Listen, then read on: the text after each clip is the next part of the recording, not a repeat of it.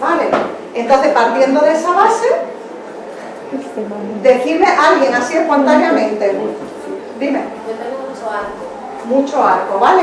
Pues el arco en un pie, ¿qué simboliza? El arco es la zona de la espalda que hace la curva.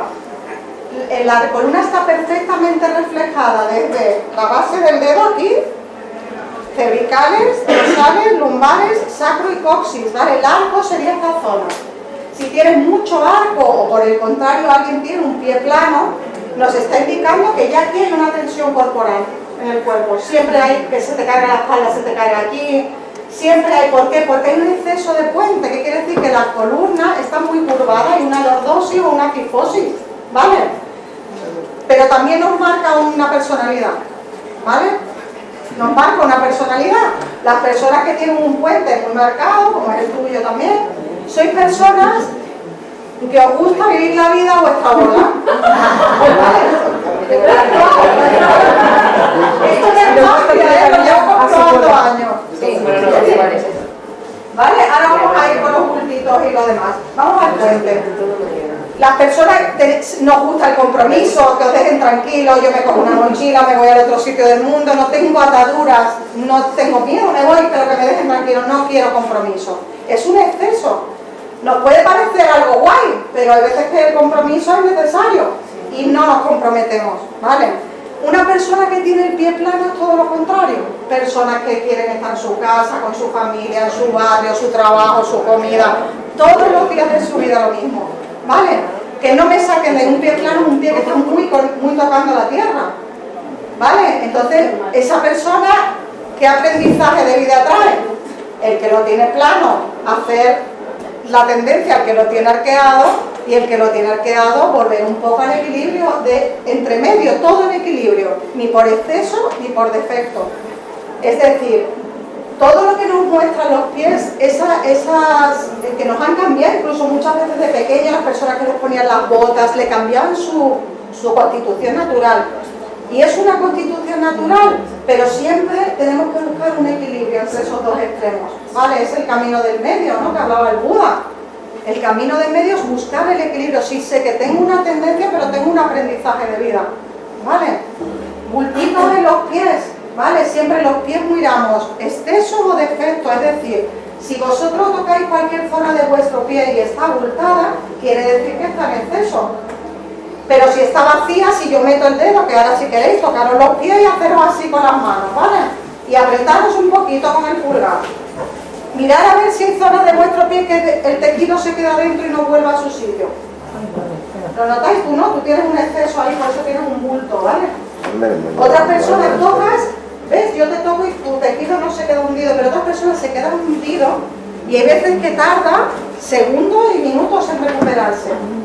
A mí eso lo que me indica es que esa parte del pie, depende de donde lo note, si yo lo noto en la zona del estómago, que es justo el puente del pie, cosas digestivas, toda la gente que tenéis cosas en el puente, problemas digestivos también, ¿vale? ¿Qué voy a buscar ahí? Un exceso, un defecto, ¿vale? Si hay un exceso, va a estar duro y rojo y abultado, esta zona del pie, o un bultito. Si hay un defecto, yo toco la zona de estómago y se queda hundida, ¿vale? Me está ya indicando pues lo que conocéis todos como el yin y el yang, que eso es exceso o defecto, es esa, en palabras españolas, ¿no? Porque el yin y el yang hay veces que no lo tenemos muy integrado. Con la reflexología, ¿qué pasa? Que yo voy a estimular, voy a trabajar, caminito es la base de la reflexología, el caminito, ¿no? Voy a caminar sobre esa zona y voy a ver que en cuestión muchas veces de segundos el tejido empieza a cambiar en el pie. Si estaba rojo se empieza a aclarar, si estaba abultado se empieza a bajar, si estaba hundido se empieza a recuperar a mucha velocidad, ¿vale? Y la persona que va a empezar a sentir mejoría en su estómago si en su debilidad, ¿vale? ¿Por qué es tan importante que tengáis de mesilla de noche, no mi libro, cualquiera de reflexología? Porque vais a entender que algo está pasando en vuestro interior cuando duelen los pies, no son los zapatos, ¿vale? Es un aprendizaje que hemos hecho hoy, no son los zapatos, me da igual que sean nuevos, me da igual. Mira, siempre cuento lo de las bodas, no las bodas que vamos que no queremos ir. No son los zapatos, nunca son los zapatos, no os convenzáis de que son los zapatos. Siempre es el proceso emocional interior que estamos viviendo cuando tú te pones esos zapatos y vas a un sitio que no quieres ir. ¿Vale? Eso es muy importante. ¿Dónde estás? ¿Dónde te molestan siempre los zapatos? ¿En qué parte del pie te molestan? ¿Vale? O sea, evidentemente un calzado bueno es importante, ¿no? Es importantísimo. Yo desde que sé la importancia que tienen, no he vuelto a usar tacones. Sé cómo modifican el pie los tacones y cómo modifican todo el músculo, ¿no? Y te lo acortan. Entonces yo procuro andar descalza cuando puedo y si no siempre voy con zapatos planos, incluso ahora con las barefoot, está maravilloso, que vas andando, estas zapatillas nuevas y vas sintiendo el terreno como si fuera la tierra, ¿no? Ya solo con que uséis ese tipo de zapatos, ya estáis haciendo algo por vuestro cuerpo, pero por Dios no compréis zapatos malos. Mejor tener uno bueno que 4 malos, ¿vale? Porque la reflexología actúa en las dos direcciones. Es decir, si yo tengo un dolor en el cuerpo, si yo tengo mal el pulmón, yo voy a notar dolor en la zona de pulmón, que son los metatarsos. ¿Vale? Los metatarsos cuando se caen tienen un significado. Personas que tienen callos en la zona de los metatarsos, se ha caído, el metatarso está rozándole con el suelo, a mí me está hablando de una zona de pulmón que refleja la tristeza personal, con tristeza, con muchas cargas en la vida, la mochila. Esta sería la zona del metatarso. Me está hablando de personas agotadas que ya no pueden más, ya no puedo más y se cae el metatarso. Con la reflexología subimos el metatarso. Vamos convenciendo al pie para recordarle, dime. Vamos convenciendo al pie para recordarle cuál era su postura original. Esto es la reflexología básica. Esto es lo que estuve muchos años de mi vida haciendo. Muchos años, muchos pies, miles de pies. Yo era una alumna modelo. Todos los días cuando aprendía reflexología hacía un masaje. Todos los días de mi vida. Y claro, ahí fui aprendiendo cómo es la personalidad de alguien por sus pies, porque fui correlacionando. Pero lo que empezó a pasar a partir de unos años es que las personas cuando terminaba el masaje, ya en la puerta antes de irse, me decían, qué curioso, mientras me dabas el masaje, me he acordado de que cuando yo era pequeño, vivía en el campo con mis abuelos y me pasó tal. Y resulta que todo el mundo me contaba lo mismo y empecé a preguntar. Y empecé a preguntarlo durante la sesión, si en algún momento hay alguna memoria que te llega, algún recuerdo, alguna emoción, alguna sensación, dímelo. Porque empecé a asociar lo que la persona estaba viviendo internamente en el masaje, que antes lo hacía en silencio, porque no había comunicación, así nos enseñaron a todos los que aprendimos reflexología.